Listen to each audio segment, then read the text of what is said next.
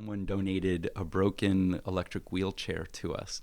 And then they had an old computer attached to the side of it, and then someone else attached an EEG, that's a brainwave monitor, to it so that people could try to control it with their brainwaves. And then they had someone watching the wheelchair going at about 12 miles an hour in our space, which even at 5,200 square feet is kind of small for this thing.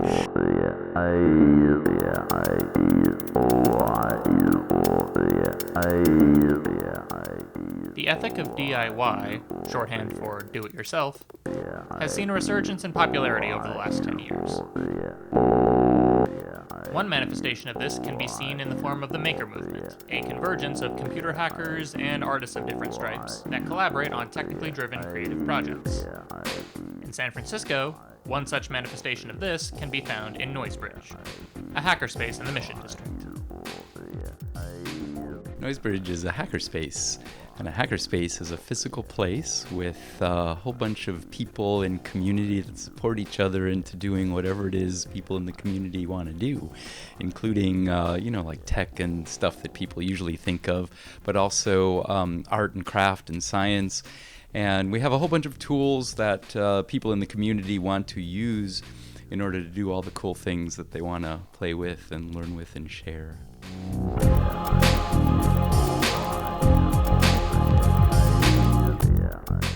That was Noisebridge co-founder Mitch Altman.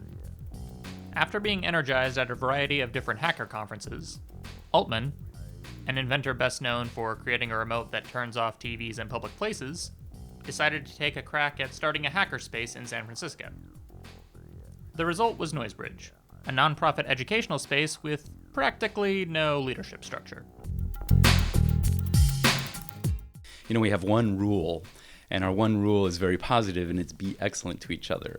We don't need any more rules because we're a bunch of anarchist, hippie, weirdo punks, and the less rules, the better as far as we're concerned.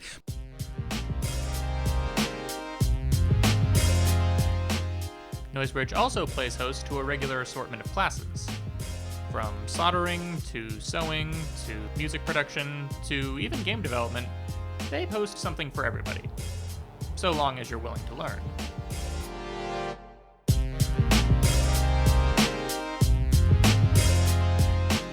And education was a huge part of why we wanted to start Noisebridge, which is why we became an educational nonprofit.